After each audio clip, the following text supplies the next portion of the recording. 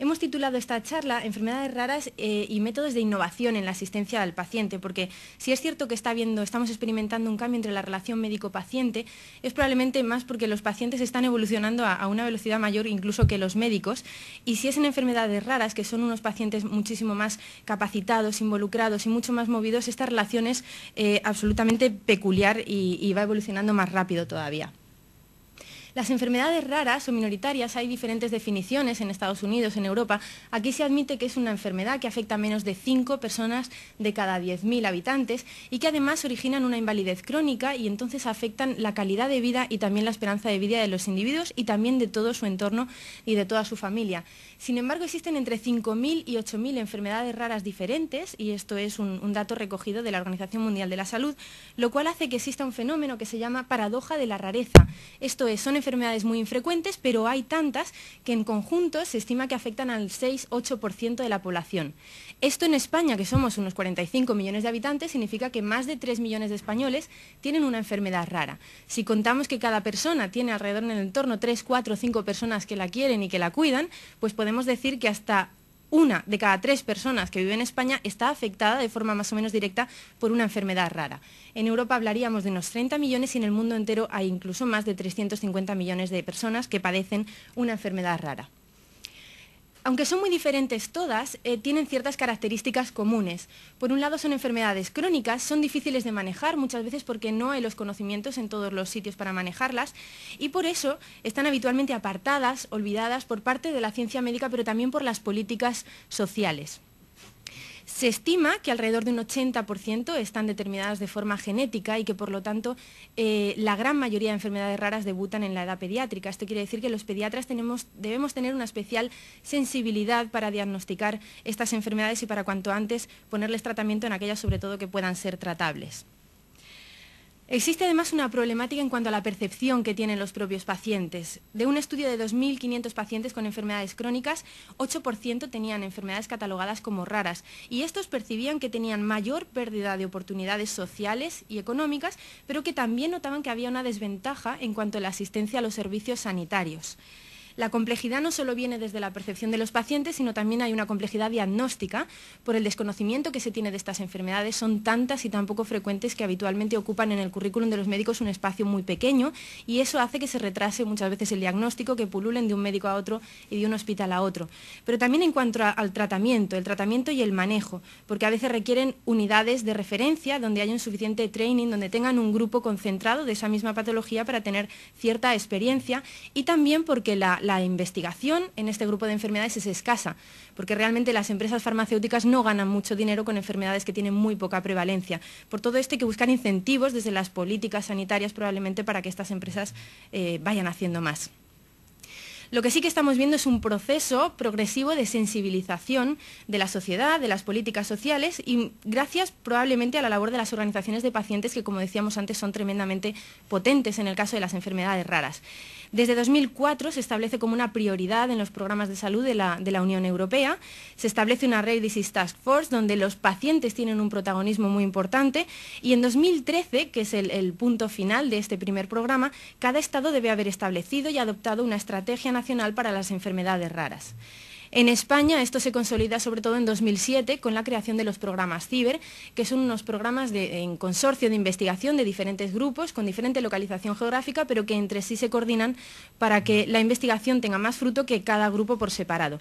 Y en este sentido el CIBER, el CIBER de enfermedades raras, es el que asiste a este grupo de enfermedades. Las necesidades en cuanto a enfermedades raras pues son muchas. La primera y probablemente fundamental son los registros internacionales, registros globales, registros homogéneos, donde se puedan cruzar datos desde un país a otro, porque si no, no hay forma de casarlos. Solo 1 de cada 5 enfermedades raras tiene un registro internacional y esto es un problema, porque los países por sí solos no son capaces de englobar, de tener suficientes pacientes como para hacer estudios estadísticos potentes, tienen una N demasiado pequeña. Por lo tanto, hay que luchar por una comunidad científica abierta que comparta todos los datos en el caso de las enfermedades raras. Por otro lado, hay que promover los centros de referencia expertos. Es imposible trabajar teniendo un solo paciente de cada enfermedad rara. No se adquiere la suficiente experiencia y, por lo tanto, hay que facilitar la movilidad geográfica de estos pacientes dentro de cada estado para que vayan al centro de referencia con más experiencia. Y, por último, la colaboración, no solo en lo que hablábamos de colaboración internacional, sino los pacientes directamente implicados con los médicos, con los investigadores clínicos, también con los básicos, para que dirijan sus investigaciones a aquello que más preocupa a la población de pacientes enfermos, las políticas, como hablábamos, favoreciendo la investigación y las empresas farmacéuticas también. Bien, pues realmente veíamos que los pacientes son raros, tienen enfermedades raras, pero resultado de esa necesidad de luchar, de abrirse hueco en la sanidad, pues ha resultado que se han convertido en un modelo. Realmente los pacientes con enfermedades raras son un modelo para el resto de pacientes con otras enfermedades más comunes, porque tienen ya establecidas unas estrategias de lucha, unas estrategias de abrirse camino, y se dice que son unos pacientes muy empowered, muy capacitados, porque manejan muy bien su enfermedad. El empowerment, que es un concepto que desde hace 4 o 5 años se va hablando más de él, es el proceso de aumentar la capacidad de estos individuos o de los colectivos para elegir, para transformar su entorno y alcanzar los objetivos que ellos mismos se proponen. Y por tanto ha sido reconocido por la Organización Mundial de la Salud como un prerequisito para sentirse bien, para sentirse con salud.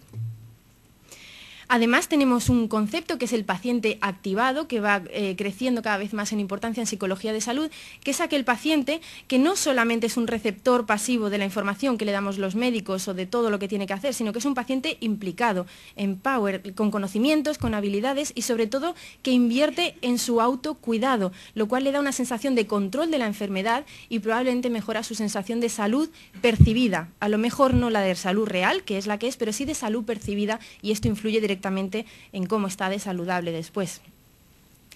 Un poco abriendo el espacio de las enfermedades raras como enfermedades pediátricas, como decíamos, muchas debutan en la edad pediátrica. Y si sabemos que la esencia de la pediatría es el crecimiento y es el desarrollo, hay que entender no solo el crecimiento como crecer en talla, crecer en peso, sino que también tenemos que ver sus necesidades emocionales para crecer como personas. Y esto es ayudar al paciente, ayudar a la familia, otros tipos de recursos que puedan llegar hasta él, ayudarle en el colegio, ayudarle en las actividades extraescolares, porque son niños que van a tener que crecer en la diferencia y tienen que crecer en la autoeficacia, con sensación de control de su enfermedad, pero también en la autoestima, es decir, que se sientan seguros de sí mismos. Nosotros en la pandilla metabólica, de guía metabólica, siempre ponemos esto al final de los libros, y es que cada uno somos diferentes, hay morenos, hay rubios, hay quien no puede tomar leche, y estos niños por dentro tienen un metabolismo diferente. Bueno, pues eso es entender que todos somos diferentes, aunque algunos seamos más diferentes que otros. ¿Cuáles serían nuestros objetivos en cuanto al tratamiento de enfermedades raras en pediatría? Pues por una parte entrenarles para que sean independientes, que es un proceso lento y que va a depender de la madurez de cada niño y siempre calculando los riesgos de hasta qué punto les podemos dejar solos o no. Pero también cuidar y educar a los padres, porque los niños crecen por imitación. Si los niños ven una actitud optimista en sus padres con respecto a la enfermedad, van a crecer con seguridad y con una actitud optimista frente a su enfermedad. Y sin embargo, si la actitud es de crítica y es de negación, probablemente ellos no van a ser capaces de acoplar esa enfermedad a su propia vida y que les va a acompañar siempre. Nosotros nos dedicamos a las enfermedades conocidas como errores congénitos del metabolismo, es lo que hacemos desde Guía Metabólica. Guía Metabólica es un soporte más para llegar a facilitar la vida de estos niños, para llegar a ayudarles a explicar al resto de su entorno qué son las enfermedades metabólicas, pero también es un sitio donde ellos mismos se pueden encontrar y sentirse acompañados. Pero ya sabéis que son muchísimas enfermedades, son más de 500 enfermedades, y por eso mismo muchas veces tenemos un paciente muy experto, porque él maneja su propia enfermedad y nosotros tenemos que manejar más de 500 enfermedades. Bien, nos dimos cuenta antes de empezar con todo este proyecto que hay una falta importante de información. Es cierto que en Internet hay muchísima información, pero hay muchísima información para la salud, sobre todo en enfermedades prevalentes. Cuando uno se va a errores congénitos del metabolismo, la información es mucho más escasa. Y si uno busca información que además sea asequible, que sea fácil de comprender, se da cuenta de que realmente es escasísima. Por lo tanto, pensamos, vamos a facilitar el acceso a esa información, no solo en cantidad de recursos, sino en calidad de recursos, en una cosa que sea sencilla, que les llegue. Por otro lado, nos dimos cuenta de que el modelo clásico de la medicina no está resolviendo todo. En el último informe de Eurordis, que es la Organización para la Defensa de los Derechos del Paciente con Enfermedades Raras, se ve que hay muchas más necesidades que las que solo se atienden en los servicios de salud clásicos. Esas necesidades de los pacientes que no están resueltas van directamente a afectar su salud real y su salud percibida. Van a tener la sensación de que no están bien atendidos y por lo tanto se sienten menos saludables. Y eso probablemente desde el punto de vista emocional va a afectar a su sensación de salud, pero también a su enfermedad en sí. Se van a sentir más enfermos. Y por lo tanto, si nosotros de lo que tratamos son de pacientes, nos interesa esto, nos interesa tratar que ellos se sientan bien, aparte de que estén saludables, que se sientan saludables. Y por último, las últimas evidencias que dicen que cuando uno hace intervenciones basadas en la web, los pacientes crónicos se sienten más capacitados y con control. Y los grupos de soporte online lo que hacen es disminuir su sensación de soledad. Y lo cierto es que las redes son casi la única manera de socializar en enfermedades raras, porque muchas veces hay grandes distancias geográficas entre un paciente y otro al lado, con lo cual el hecho de que se puedan encontrar solo viene facilitado por Internet y muchas veces las redes sociales. Sin embargo, hay un fenómeno y es que los médicos en España estamos poco abiertos a atender pacientes a través de las redes sociales. Fijaos, en la primera columna más o menos no desentonamos con el resto de países en cuánto hablamos entre nosotros en redes sociales. Sin embargo, para atender a los pacientes la cosa es dramática. En España estamos en un 10% nada más. Probablemente hay una sensación de miedo, hay una sensación de que pueden pasar cosas que realmente luego nosotros hemos visto que no pasan. Bueno, pues con todo esto, contando con estos antecedentes, con un hospital que nos daba la oportunidad de hacerlo y con un grupo que queríamos hacerlo, es como nació Guía Metabólica. Voy a repasar un poquito brevemente qué es lo que significa una web 2.0, qué es lo que es Guía Metabólica. Una web 1.0 son las clásicas web donde se muestra información. 2.0 es en cuanto uno puede interactuar con esa página, es una página interactiva. Cuando a esto le introducimos un contenido en medicina, es lo que se llama Health 2.0, y finalmente cuando hay una participación activa del usuario, lo que le hace capacitarse más, es lo que se llama Patient Empowerment 2.0. En nuestra página es un poco peculiar en el sentido que habitualmente las páginas que encontramos en Internet son pacientes hablando directamente con los médicos. Nosotros incorporamos más interlocutores y sin embargo la relación no pierde fuerza sino que la gana. Nosotros metemos por una parte al hospital, con lo cual nuestra capacidad de subir recursos, de manejar comentarios es muchísimo mayor y además hablamos directamente con los cuidadores porque realmente nuestros pacientes son demasiado pequeños. Pero este perfil del usuario, este perfil de cuidador es muy peculiar, no es el habitual que encontramos en Internet. Se trata de personas sanas, en edad joven media, son padres de niños, alrededor de 30 a 40 años, y es lo que llamamos nativos digitales. Es gente que ya ha crecido con el uso de Internet y que por lo tanto se maneja muy bien y sabe explotar muy bien estos recursos. Además contamos con la relación afectiva más potente probablemente. La relación madre-hijo, padre-hijo probablemente es más potente que la que se tiene con un abuelo, con un padre, con un hermano, ¿no? ¿Qué no haría uno por su hijo? Sería la frase. Y por último, la experiencia del niño enfermo, del niño crónico, es una experiencia muy antinatura. Si la enfermedad de un paciente adulto se vive con mayor normalidad, porque bueno, es la evolución de la vida, sin embargo en el niño se vive con más desasosiego y con más necesidad de resolver preguntas, incluso con enfado. Por lo tanto, tenemos un usuario que participa mucho, que se implica mucho, que está muy adherido a la página web y que tiene muchas preguntas y por lo tanto, es el usuario ideal. Nosotros queremos llegar no solo a los pacientes, sino como decíamos antes, queremos llegar a sus colegios, a sus médicos de cabecera, a sus familias. Y como la lengua que utilizamos es el castellano, pues fijaos que calculando la población mundial que habla en castellano y la incidencia de las enfermedades, tenemos una población objetivo de 62.000 personas, que en todo el mundo parece poco, pero que sin embargo nos están dando grandes respuestas. Rápidamente sobre los contenidos, tenemos unos folletos que se pueden imprimir, se pueden llevar a cualquier sitio para que el niño pueda explicar de forma sencilla qué es lo que tiene, en el colegio, en el comedor, donde haga falta. Tenemos recomendaciones que nos parecen útiles, por ejemplo, cómo no sobreproteger los niños con errores congénitos del metabolismo, qué pasa con la adolescencia y la rebeldía a la hora de hacer las dietas, etcétera. Tenemos además recetas, porque muchas de estas enfermedades tienen dietas controladas en proteínas, en glúcidos, en grasas, y son niños que acaban comiendo siempre lo mismo, con lo cual el ofrecer recetas a estas mamás, a estos papás, les abre mucho, les facilita mucho el hecho de que puedan hacer fiestas, de que puedan ir de cumpleaños, etcétera. Por ejemplo, si aquí nosotros señalamos postres, nos ofrece estas recetas. Pues fijaos que las fuentes de donde vienen las recetas son diversas. Algunas son de nuestra cuineta, que están valoradas y elaboradas por nuestros nutricionistas y por nuestra cocinera, pero también tenemos alguna de la Fundación Alicia, de Ferran Adrià, y también tenemos algunas que envían los familiares, nosotros las validamos, si están bien las podemos colgar. Artículos con contenidos científicos explicados siempre de forma sencilla. Por ejemplo, la terapia con chaperonas, la terapia génica, pues explicada con patatas, como aquel que dice, para que la gente lo entienda, aunque no tenga ningún nivel de formación en medicina. Y los georrecursos, porque lo normal es que los niños se muevan, lo normal es ir a PortAventura, lo normal es ir a Disney. Bueno, pues vamos a facilitarles, si se ponen malos, dónde pueden ir en París, o si necesitan comprar alimentos especiales, en qué tienda pueden ir, aunque sea a miles de kilómetros de aquí.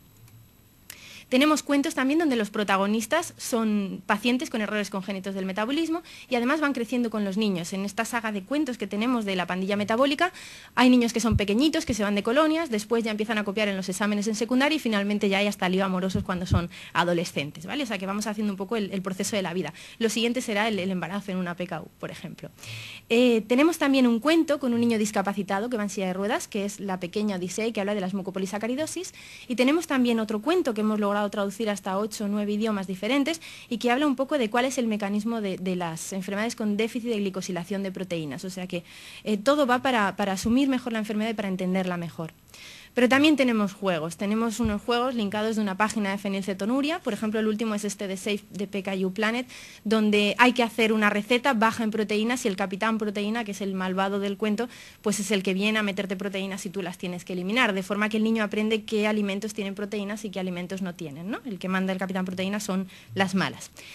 Y por último, el espacio de comentarios. En el espacio de comentarios tenemos preguntas que nos ponen los pacientes, los usuarios, muchas veces son amigos que quieren invitar a alguien con una dieta controlada en proteínas, son maestros, preguntas sobre aspectos médicos y nutricionales, pero también entre ellos se consultan cosas como los recursos que pueden tener a la hora de desgravar o otro tipo de cosas, simplemente buscan también pacientes que sean más mayores para ver cuál va a ser la enfermedad de su hijo, cómo va a evolucionar, pero todo siempre está supervisado por el equipo de guía metabólica. Los resultados que hemos tenido son bastante favorables. Tenemos muchas visitas que vienen además de más de 100 países, más de medio millón de páginas vistas. Y lo más bonito de todo es que alrededor del 70% vienen de Latinoamérica. Nosotros pensamos que si los recursos en salud, y más ahora en una época de crisis, están limitados allí, probablemente en enfermedades raras la limitación sea mucho mayor, con lo cual nos parece que estamos ayudando bastante a estas personas, ¿no?, que se encuentran más aisladas y con menos recursos a entender su enfermedad y a manejarla mejor. Nos damos cuenta que por los comentarios hay una distribución como a la mitad. La mitad de las preguntas son para conocer cosas de la enfermedad, pero la mitad de las preguntas son para hacer un grupo de soporte, para encontrarse entre ellos y para encontrarse más acompañados. Bien, hemos evaluado preliminarmente el impacto que hemos tenido entre los pacientes. Tenemos más de 800 registrados, 81 nos han respondido a una pequeña encuesta sobre cómo ha cambiado tu vida y la gran mayoría, como veis, son padres de pacientes.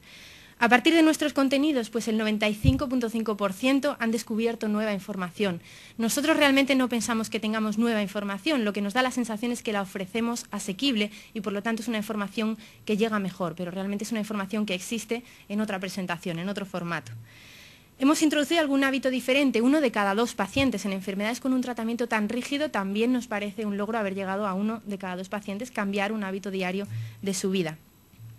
Y por otra parte, la parte más de sensaciones. He encontrado a personas en mi situación y me siento más acompañado, casi un 80%, y he visto que al fin y al cabo no lo llevo tan mal, es decir, el nivel de autocrítica que tenía sobre mí ha disminuido en un 70%. ¿Todo esto qué significa? ¿Qué impacto tenemos? Pues nos da la sensación de que hemos disminuido su soledad, hemos aumentado su nivel de autoconfianza y hemos disminuido su nivel de autocrítica. Esto es necesario para su capacitación, para tener ese proceso normal de empowerment que necesitan los pacientes con enfermedades raras. Proyectos de futuro, pues el más inminente es traducir la página al inglés, porque estamos viendo que hay gente que quiere entrar y necesitamos llevar este recurso porque nos parece que no hay una cosa similar tampoco en lengua inglesa, con lo cual abriríamos mucho más nuestra población objetivo. Pero luego también tenemos otros proyectos de implicar más a los pacientes porque contamos con esta población tan absolutamente participativa. Nos hemos dado cuenta con algunas enfermedades que en el registro español de enfermedades raras, en el Instituto de Salud Carlos III, hay una carencia de datos. Por ejemplo, en el síndrome de Lowe hay 2 niños registrados como síndrome de Lowe en España. Cuando uno se va a Facebook, al Facebook de la asociación, tenemos 9 pacientes con sus diagnósticos genéticos. Luego, si yo quiero conocer la evolución de esta enfermedad, porque realmente faltan cosas por describir, ¿dónde debo ir? ¿Al registro de salud del Instituto de Salud Carlos III o tengo que ir a Facebook? Pues a lo mejor tenemos que ir a Facebook y dejar que estos pacientes directamente nos den la información, cómo le va el tegretol o cómo le van las pruebas del sedimento de orina y que ellos mismos sean capaces de incorporar la información para los investigadores clínicos. Así que vamos a hacer un proyecto más a lo grande, pero realmente hemos empezado por un grupo pequeñito, donde está el doctor Camacho, donde está la doctora Larisa Suárez, donde está la doctora Belén Pérez Dueña, y vamos a trabajar con estos pacientes y con la Asociación de LOB en España, con estos 9 pacientes, y vamos a hacer un conato, vamos a hacer una pequeña plataforma donde ellos nos den información, de forma que no solo el beneficio es para nosotros y para los propios pacientes, porque conoceremos mejor la enfermedad, sino que es que además probablemente estos padres se van a sentir mucho mejor, porque están luchando por la enfermedad de sus hijos. O sea que es un beneficio, son mecanismos win-to-win, todos vamos a ganar con esto. Y bueno, esperemos que esto vaya bien y podamos hacer la gran escala para enfermedades ultra raras, que es algo más allá de las enfermedades raras, porque realmente las social media, las redes sociales tienen mucha información y es un desperdicio que no las estemos utilizando. Un poco el mensaje para llevarse a casa desde nuestra experiencia de estos casi 2 años que llevamos trabajando es que realmente las páginas con una estructura interactiva, con una estructura que permita ser grupo de soporte para las familias, específicas para enfermedades raras, son un complemento más a la medicina tradicional y lo que permiten es que esas necesidades que no están cubiertas para los pacientes se puedan cubrir mejor y en ningún modo, y esta es nuestra experiencia real, interfieren con la relación médico-paciente que ya está establecida y que siempre nosotros de forma muy pulcra intentamos respetar y me parece que no se deteriora. Nosotros tratamos diferentes cosas y muchas veces son cosas en el momento justo donde la madre, el padre lo necesitan y allí donde lo necesita, que es en su casa cuando abre la página web. Y esto es un poco todo lo que os queríamos contar.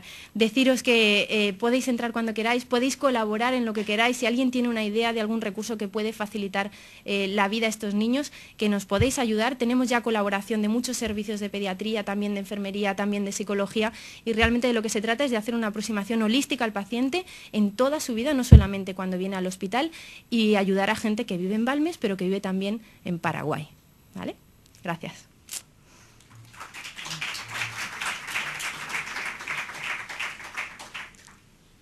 No sé si queréis preguntar algo, alguna